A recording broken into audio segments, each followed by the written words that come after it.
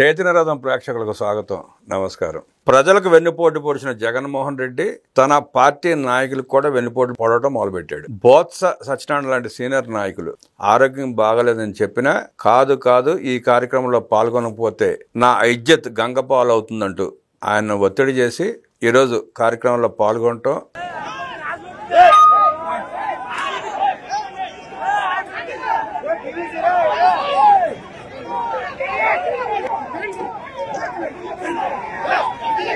ఆ కార్యక్రమంలో ఆయన కుప్ప కూలిపోవడం మనం చూసాం. ఆ ఒత్తిడి చేయాల్సిన అవసరం ఏముంది జగన్ రెడ్డికి, ఆ నేపథ్యం ఏంటి అని అడిగి తెలుసుకునే ప్రయత్నం చేద్దాం. మనతో పాటు అశోక్ కుమార్ అన్నాడు. దీనిపైన విశ్లేషించడానికి, బొత్స ఆరోగ్యం గురించి మనకు తెలియజేయడానికి తను సిద్ధంగా ఉన్నాడు. మరిన్ని విశేషాలు తెలుసుకునే ప్రయత్నం చేద్దాం. నమస్తే అశోక్ కుమార్. నమస్తే సార్. బొత్స సత్యనారాయణ గారు కుప్ప కూలిపోవడాన్ని ఎలా చూస్తావు? జగన్మోహన్ రెడ్డి నేచర్ రాజకీయాన్ని ఎలా విశ్లేషిస్తావు? సార్, నిజంగా దేవుడు మాలేసుకున్నాను.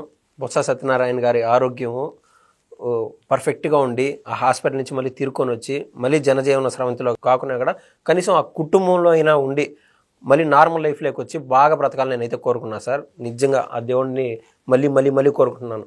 ఆయన చాలా సీనియర్ రాజకీయ నాయకుడు. కాంగ్రెస్ పార్టీలో పలు పదవులు చేశాడు ఆయన. అలాగే వైఎస్ఆర్ కాంగ్రెస్ పార్టీలోకి వచ్చిన తర్వాత కూడా ప్రజా జీవితంలో చాలా కార్యక్రమాలు చేశాడు. మంత్రి పదవి కూడా అనుభవించాడు ఆయన. ఆయనకి ఇలాంటి పరిస్థితి రావడం దురదృష్టకరం. ఆయన్ని మీతో పాటు మేమందరం కూడా మంచిగా ఆరోగ్యవంతుడై తిరిగి వచ్చి ప్రజా స్రవంతిలోకి మళ్ళీ మునుపులాగా ప్రవర్తించాలని చెప్పి కోరుకుందాం. జగన్ రెడ్డి వ్యవహారాన్ని ఎట్లా చూస్తాం? ఖచ్చితంగా సార్, ఒక 2 నిమిషాలు బొత్స సత్యనారాయణ గురించి మళ్ళీ చెప్పాలనిపిస్తుంది. ఎందుకంటే ఆయన పరిస్థితి బాగలేదు. ప్లస్ ఏంటంటే మీరు చెప్పినట్టు ఆయన సీనియర్ నాయకులు. నేను 2009లో 10th క్లాస్లో ఉన్నప్పుడు అప్పుడు ఈనాడు పేపరు, ఆంధ్రజ్యోతి ఇవి చదివేవాడిని. ఆ సాక్షి కావచ్చు, ఇవన్నీ చదివేవాడిని. ఆ సమయంలో సార్ బొత్స సత్యనారాయణ గురించి వచ్చేటువంటి కొన్ని ఆర్టికల్స్, అంటే కాంగ్రెస్లో ఒక స్ట్రాంగ్ హోల్డర్గా ఉండేవాడు అతను. విజయనగరంకి సంబంధించి 9 ఎమ్మెల్యే సీట్స్ ఉంటే 9కి 9 గెలిపించినటువంటి ధీరోదాతుడు అతను బొత్స సత్యనారాయణ గారు. అప్పుడు వోక్స్ వ్యాగన్ ఇవన్నీ కావచ్చు, లేకుంటే అనేక విమర్శలు అన్ని రకరకాలు ఉండొచ్చు. కానీ గత దశాబ్ద కాలంగా ఎందుకు ఆయన రాజకీయంగా వెనకబడిపోయినాడు? ఒకసారి జగన్మోహన్ రెడ్డి గారి పంచం చేరిన తర్వాత ఇంకా ఆయన వెనకబడిపోయినాడు. జగన్మోహన్ రెడ్డి పంచం జరగటం కాదు, రాజశేఖర రెడ్డి పంచం జరగటమే ఆయన రాజకీయంగా దిగజారబడే కారణం.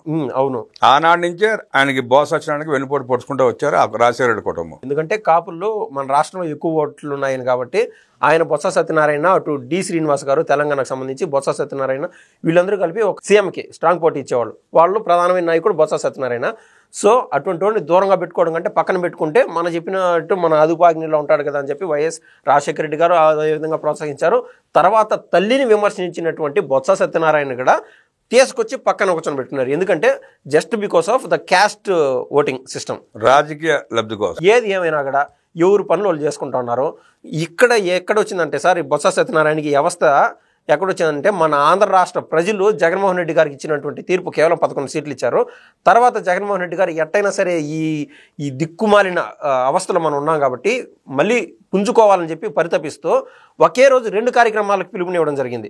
వైసీపీ ఆవిర్భావ దినోత్సవం అదే రోజున ఫీజు పోరు అని చెప్పి కేవలం ఒక ప్రోగ్రామే కన్నా జరిపితే జనాలు మొబిలైజ్ కారు, 2 సార్లు కన్నా ప్రోగ్రాంలు జరిపితే అని చెప్పి ఒకే రోజు 2 ప్రోగ్రాంలు ఇవ్వడం వల్ల ఎక్కువ మంది జనం వస్తారని చెప్పి పరితపించారు.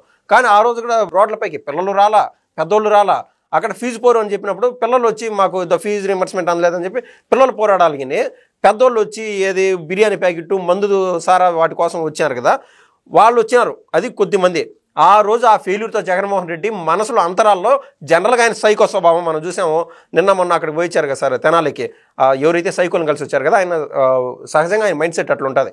సో జనం పలసబడినారని చెప్పి మొత్తం ఆంధ్ర రాష్ట్రంలో ఉన్నటువంటి వైసీపీ క్యాడర్ మొత్తంకి ఎవరైనా సరే పెద్ద నాయకులు రేపు కన్నా కార్యక్రమంలో పాల్గొనుకుంటా ఉంటే పార్టీ నుంచి ఖచ్చితంగా సస్పెండ్ అవుతారని చెప్పి ఆయన హుకుం జారీ చేయడం జరిగింది. మీరు దాన్ని బట్టి అర్థం చేసుకోండి ఈ బొత్స సత్యనారాయణ గారు ఎంత తీవ్రంగా బాధపడి ఉంటారో. పొద్దున కూడా ఫోన్ చేశారండి సార్ జగన్మోహన్ రెడ్డి గారికి, ఈరోజు నేను వెళ్ళలేను, నెక్స్ట్ నుంచి కనీసం ప్రెస్ మీట్ సాయంత్రానికైనా ప్రెస్ మీట్ పెట్టి నేను మాట్లాడతాను, ఆ ఎండలోకి రాలేకున్నాను, ఆరోగ్య పరిస్థితి ఎందుకో నలకట్టుగా ఉన్నది, హాస్పిటల్ కూడా పోలేదు, ఎట్టున్నది ఆరోగ్యం తెలియదు అని చెప్పి ఆయన చెప్పినాకనే జగన్మోహన్ రెడ్డి గారు ససి అంటే ససి ఏం ఒకరోజుకి ఏమైనా అయిపోతుంది అని అయిపోయింది. చూడండి సార్, అసలు అంత పెద్ద నాయకుడు కుప్పగూలిపోవడం నిజంగా కళ్ళలో నీళ్లు తెప్పించే విషయం సార్ అది. ఇక్కడ ముఖ్యంగా ఆయన తీసుకున్నటువంటి ప్రోగ్రాం ఒకటి వెన్నుపోటు దినోత్సవంగా ఆయన కార్యక్రమం తీసుకున్నాడు. ఇటు టీడీపీ వారు, జనసేన, అదేవిధంగా కూటమి ప్రభుత్వం ఏదైతే బీజేపీ కలయికతో ఉండదో వీళ్ళు స్వాతంత్ర స్వేచ్ఛ దినోత్సవంగా వీళ్ళు ప్రకటించారు. ఈ రెండింటికి వ్యత్యాసం చేసి చూస్తే సార్, గతంలో ఒక శాంపుల్ ఎగ్జాంపుల్ సోషల్ మీడియాలో అటు ఎఫ్బి కావచ్చు, అటు ఇన్స్టా కావచ్చు, అటు టెలిగ్రామ్ కావచ్చు, ఎక్కడైనా ఒక్క పోస్టు జగన్మోహన్ రెడ్డి గారు మా దగ్గర వాలంటీర్ వచ్చి సక్రమంగా ఈ పనులు చేయట్లేదు, లేకుండా అంటే రేషన్ బండి బియ్యం మీరు ఏదైతే చెప్పారో అది ఇంటింటికి రావట్లేదు, పోయిన నెల రాలా, నేను ఎక్కడో పని చేసుకుంటా ఉన్నా, నేను వచ్చినప్పుడు బండి లేదు, నెక్స్ట్ 4-5 రోజుల్లో ఈ బండి ఉంటుంది వస్తుంది అనుకుంటే ఇంక బండి వచ్చే ప్రసక్తి లేదు, రేషన్ డీలర్లు అక్కడే ఉంటే నేను పోయి నా రేషన్ నేను తీసుకోగలుగుతా, ఇటువంటివన్నీ కంప్లైంట్స్ ఏదన్నా ఉంటే through social media Jaganmohan Reddy గారు చేరవేద్దామని చెప్పి ఒక్క పోస్ట్ పెట్టినా కూడా వాళ్ళని తీసుకెళ్ళిపోయి జైల్లో వేస్తూ వచ్చారు. దాన్ని ఏమంటారు సార్? దాన్ని ఏమన్నా స్వేచ్ఛ అంటారా, ఏమన్నా అంటారా? సో ప్రతి ఒక్కరికి స్వేచ్ఛ లేదు, ఊపిరి బీకచొక్కిపోయినట్టు. అంతెందుకు సార్, సాక్షాత్తు సినీ ఇండస్ట్రీలో టాప్ హెడ్ అయినటువంటి చిరంజీవి గారు వచ్చి సాష్టాంగ నమస్కారం ఒక్కటి చేయాలి అంతే. సార్ మీరు కన్నతల్లాగా మీరు నన్ను పొట్టలో పెట్టుకొని మా సినీ కుటుంబాన్ని దయ్యుంచి చూడండి సార్ అని ప్రార్థించే వరకు తీసుకొచ్చాడంటే, 2 కిలోమీటర్లు నడిపించి గేట్ బయట నుంచి ఇంటి వరకు 2 కిలోమీటర్లు నడిపించాడంటే జగన్మోహన్ రెడ్డి గారు ఏం స్వాతంత్రం, ఏ స్వేచ్ఛ ఇచ్చినట్టు. సో టీడీపీ వారు ఈ కూటమి ప్రభుత్వం తీసుకున్నటువంటి స్వాతంత్ర దినోత్సవం, స్వేచ్ఛ దినోత్సవానికి పరిపాటిగా ఈ జూన్ 4 అనేది హిట్ అయిపోతుంది ఈ ప్రోగ్రాం. జగన్మోహన్ రెడ్డి ప్రజలకు వెన్నుపోటు దినం అంటూ రోడ్డెక్కి తిరగడాన్ని ఎట్లా చూస్తారు? అది దౌర్భాగ్యం అనుకోవాలి సార్. అసలు ఆయన నిన్న మనం చూసాం, నిజంగా ఇన్ని రోజులు ఎవరు లండన్ మందులు అంటా ఉంటే అది ఎందుకు బాబు ఒక మనిషిని ఆ మాత్రం అంటామని నేను సహజంగా అనుకునేవాడిని. నిన్న ఆయన దిగజారుడితనానికి అది పరాకాష్ట. ఆయన పక్కన్నటువంటి A2 సజ్జల రామకృష్ణారెడ్డియో లేకుండా ఉంటే ఆల్రెడీ మిగిలిన వాళ్ళు జైల్లో పోయిన వాళ్ళ కథ వేరే విషయమో, ఈ మిథున్ రెడ్డి కావచ్చు, పెద్దిరెడ్డి రామచంద్రారెడ్డి A2 A3 కోసం పోటీ పడే వాళ్ళు కూడా జగన్మోహన్ రెడ్డి దగ్గరికి పోయి ఒక ఫోటో కూడా తీసుకోలేకున్నారంటే ఈ రోజున జగన్మోహన్ రెడ్డి గారు తీసుకుంటున్నటువంటి నిర్ణయాలు అత్యంత రాంగ్ ఎలివేషన్ వెళ్తున్నాయి. ఇప్పుడైనా అంతో ఇంతో కొంతమంది సలహాలు ఇస్తూ ఉండి వాళ్ళు డబ్బులు దండుకున్నారు. ఇప్పుడు జగన్మోహన్ రెడ్డి స్వేచ్ఛకు వదిలేశారు. నువ్వే చూసుకో, మా కోటరి వాళ్ళు నువ్వేదో ఇబ్బంది పడినా ఉంటాం కదా అని జగన్మోహన్ రెడ్డి గారికి అవకాశం ఇస్తే ఇటువంటివి చేస్తున్నారు. అంటే ఆంధ్ర రాష్ట్ర ప్రజలందరూ మర్చిపోయినారు సార్ ఆ ఎలక్షన్తో ప్రశాంతంగా ఉన్నారు సార్. ఆ రోజు డాక్టర్ సుధాకర్ గారి కుటుంబం ఆ అవస్థ మనం చూస్తే అర్థమవుతుంది సార్. ఇప్పటికీ కూడా నరకేతన ఒక మనిషిని కోల్పోయి అంత పెద్ద చదువులు చదువుకొని పెద్ద పొజిషన్లో డాక్టర్గా ఉండి ఇటువంటి వాళ్ళని ఎంతమందో దళితుల్ని దాదాపు నేను చదివిన ప్రకారం 385 మందికి పైన దళితులను ఇబ్బంది పెట్టాడంటే జగన్మోహన్ రెడ్డి గారు ఏమి స్వేచ్ఛ ఇచ్చినట్టు నిజంగా ఆయన వెన్నుపోటు పడుచుకుంటున్నాడు. ఇబ్బంది పెట్టల 380 మంది చిల్లర దళిత బిడ్డల్ని పొట్టన పెట్టుకున్నారు. ఇప్పుడు అనంతబాబుని పార్టీని సస్పెండ్ చేయాలా, నెంబర్ 1 చేతనైతే సన్మానం చేశాడు. పార్టీని సస్పెండ్ చేసినంటే సన్మానం చేయటం వల్ల 10 ఓట్లు తగ్గిపోయినాయి. పార్టీ నుంచి కన్నా సస్పెండ్ కన్నా చేసింటే 4 ఓట్లు పెరిగినట్టు జగన్మోహన్ రెడ్డి గారికి.